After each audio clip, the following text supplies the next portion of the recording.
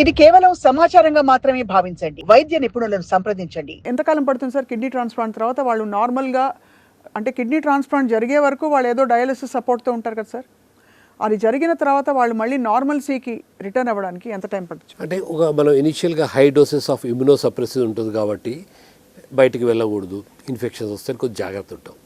After 3 months doses తక్కువవుతుంది కాబట్టి they can move around. And somebody with ఇవాళ work from home అనే culture వచ్చింది చాలా వరకు.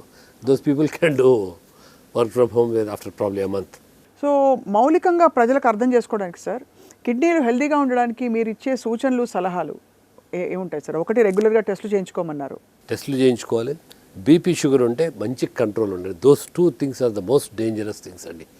ఆ 2 కాంబినేషన్ అయితే ఇంకా మరీ డేంజరస్. సో ఆ 2 కంట్రోల్ చేసుకొని అప్పుడప్పుడు టెస్ట్ చేసుకొని బాడీ ఫిట్నెస్ ఉంచేసుకుని అది ఉంటే చాలా వరకు మనకు కిడ్నీస్ తోటి రాదు. అండ్ అన్ఇండికేటెడ్ పెయిన్ కిల్లర్స్ వాడకూడదు. That's one of the reason for. So just ఒక రెఫరెన్స్ కోసం sir, how frequently is dangerous? ఉదాహరణకి వారానికి 2 సార్లు వేసుకున్నారు అనుకోండి ఒక పెయిన్ కిల్లర్, 3 సార్లు వేసుకున్నారు, 2-3 రోజులకు ఒకసారి వేసుకుంటారు, అది డేంజరస్సా కాదా? కానీ వెరీ లాంగ్ పీరియడ్లో వాడితే కొద్దిగా ఉంటుందండి.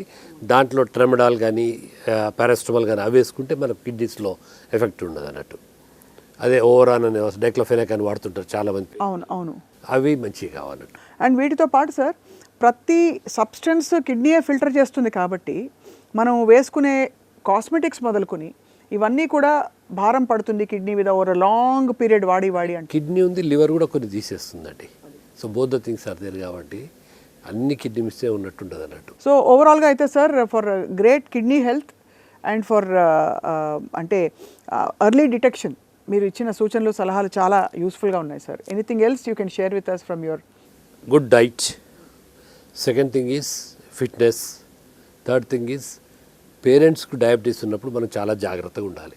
ఎందుకంటే వీళ్ళకి వచ్చే అవకాశాలు చాలా ఎక్కువ ఉంటాయి కాబట్టి when they take that care and all those things we can push it back.